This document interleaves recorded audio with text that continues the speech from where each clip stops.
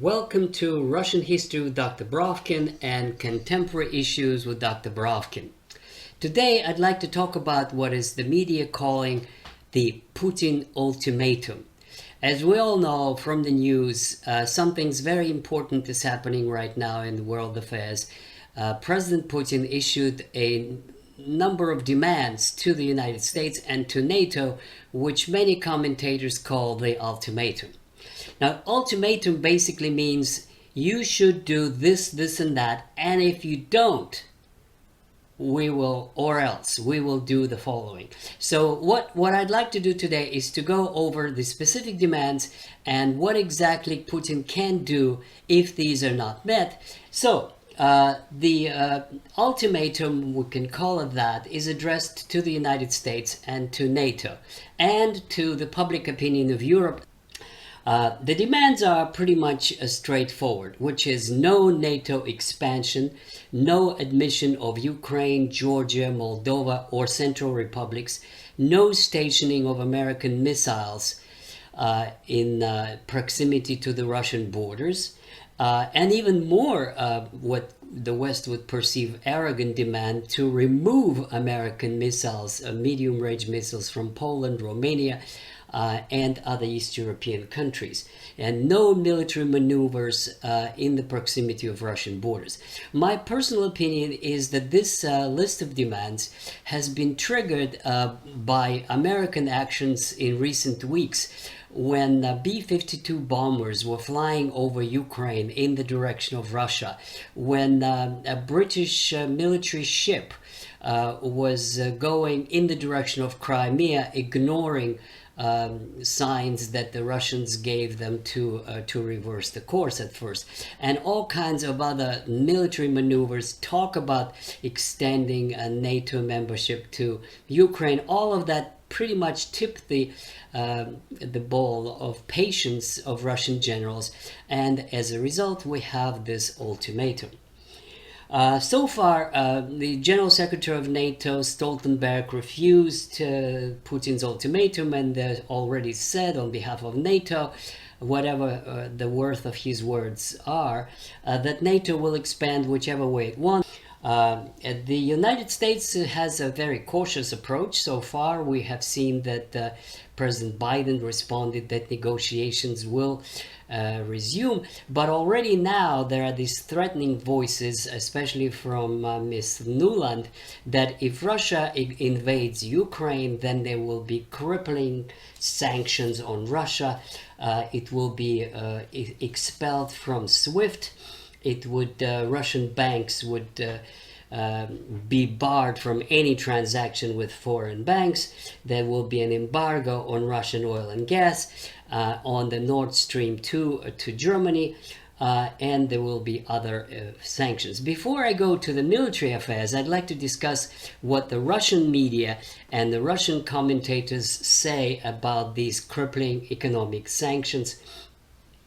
First of all, they all say that Russia has so far no intention to invade Ukraine. Ukraine is of no value to Russia. What Russia wants is to prevent the US from invading Ukraine and stationing their missiles on Ukrainian territory. So the question from the Russian point of view is not Ukraine as such, but it is the NATO possession of Ukraine that is at stake. But about economics, what they say is that if the United States does prevail over an international organization that's as SWIFT and does expel Russia, the result would be that Russia and China would form their own international exchange system, bypassing the dollar, and that other countries would be invited to join it, and their trade will be conducted not in dollars and not through SWIFT but through some other ones. Also, this would create an extraordinary situation that would allow by contract, force majeure it's called, to break the contracts and deliveries that Russia has to do to the West, especially of oil and gas. So they also say that the embargo on Russian oil and gas would hurt Russia, but it would absolutely devastate European economies. If you stop the 40-50% Russia of all the gas delivered to Europe will be Russia, then the German economy and the French, and obviously this is not something they would like to do. If the United States bans the smartphones and other electronic devices and other things that export to Russia, then it would simply be replaced by the Chinese and other Asian ones. In other words, yes, and in oil, the most important, of course, thing that just now, a couple of weeks ago, Russia and China signed a new deal to build Siberia 2 pipeline. In other words, in a couple of years, Russia would be absolutely uninterested in the European market, which is much more dependent on Russia than Russia is on them, because it can sell all the oil and gas that it wants to China. But this is about the economic affairs. Now let's look at the military situation. The biggest complaint of Putin and his entourage is that NATO was expanding all along, that they actually used the situation when Russia was weak after the collapse of the Soviet Union in the 1990s, and they began their expansion. It all started with the bombing of Yugoslavia in 1999, despite Russian objections. Then the Baltic countries, which were former republics of the Soviet Union, were admitted in 2005. And then in 2012, missiles, Aegis missiles, were installed, as they were put at that time in Poland and Romania, ostensibly against Iran, but in fact against Russia. Now, all of this, Russia couldn't do anything about it because it was weak and because it had military still, recovering from the collapse of the 1990s. But nevertheless, what the Russians watched was that the United States kept expanding NATO. It built bases all over the world, surrounding Russia, in the Middle East, in Korea, in Japan, obviously in Germany, despite the fact that Russia withdrew from East Germany. Putin keeps repeating that there were promises made to Gorbachev and then later to Yeltsin not to expand NATO, and then these were broken. And he basically openly said publicly, they lied to us. Russia couldn't do anything, and it just kind of waited until it could. And this is the response now that Ultimatum made it possible, because Russia now has military capability. And so I'm not a military specialist, but let me quickly discuss what it is. Russia has new missiles, which is called Avanguarde, which is a supersonic missile, ballistic missiles 27 times the speed of sound. It glides and it is unnoticeable and unstoppable. It can glide through the North Pole, through the South Pole, anywhere you want. It was unveiled in 2018 to the total consternation of American military specialists. It can maneuver at lower altitudes, glide vehicle without independent propulsion, capable of evasive maneuvers and hitting any target. The second innovation was a Kinjal, which is a dagger, which is air-launched ballistic missile, range 2,000 kilometers, 10 times the speed of sound, evasive maneuvers, conventional and nuclear warheads, entered service in 2018 on MiG fighter aircraft. Targets: ships, ground missile installations like Aegis in Romania and Poland, designed to overcome Patriot and Aegis missile defense systems. It's a supersonic within seconds of launch, and it is a range of 2,000. The next one is the missile called Zircon, which is a stream jet power maneuver anti-ship hypersonic cruise missile, 10 times the speed of sound and the range of 1,000 kilometers. Now, I'm not a military specialist, but when I do read the military specialists' literature, they all say that the United States has nothing comparable to that. That these missiles are a breakthrough in military affairs that actually made it possible for Putin to issue this ultimatum.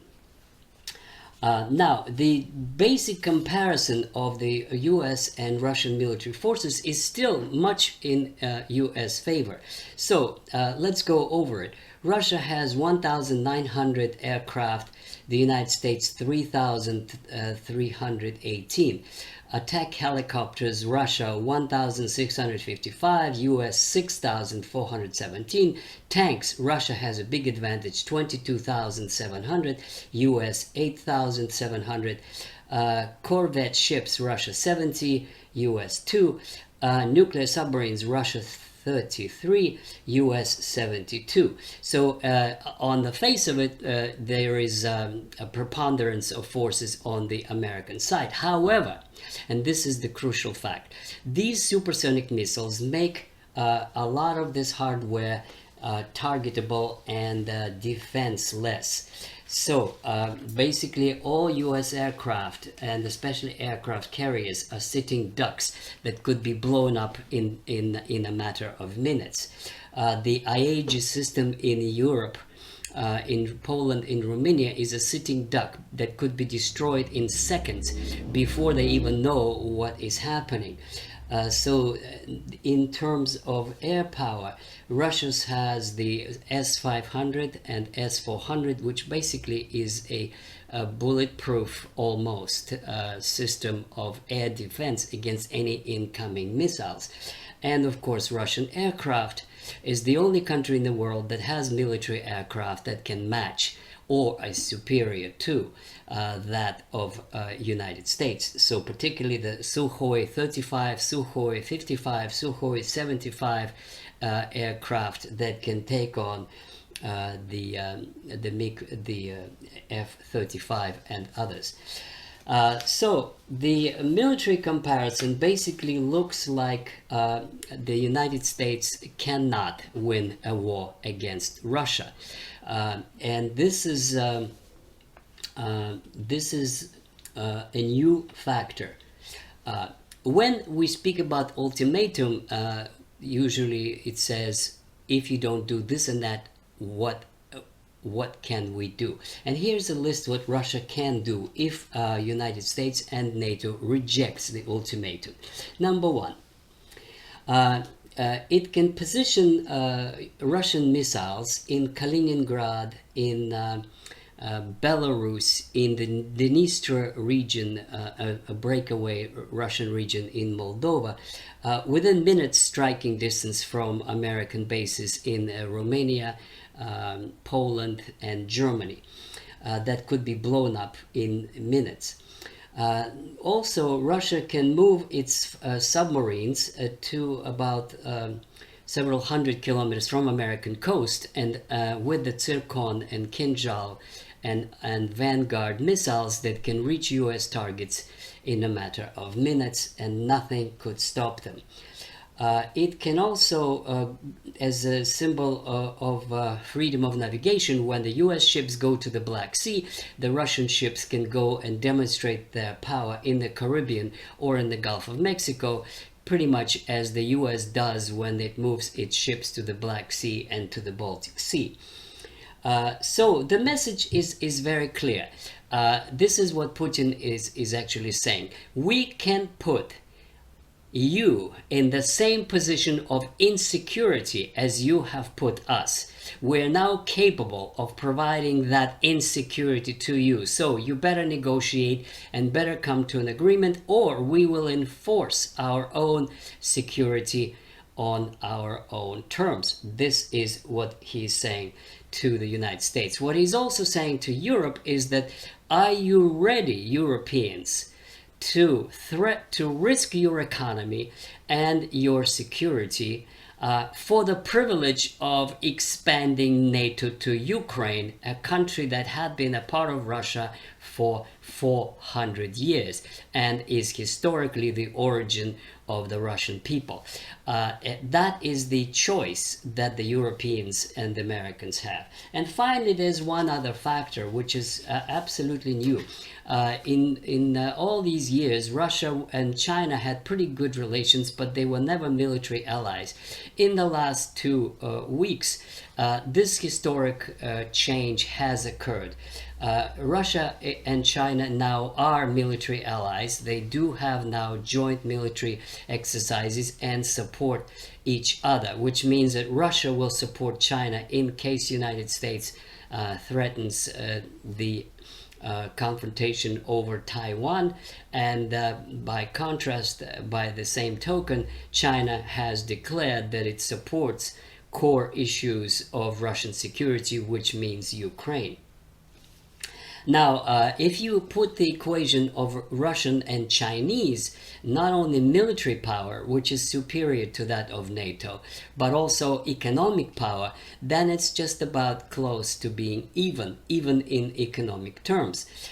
So that is what allowed Putin to speak to the United States on equal, and we shall see how these negotiations will go through. It's extremely interesting to watch. Are we on the eve of Sarajevo, or is it going to create a new balance of power in the world? Thank you. Forget to subscribe.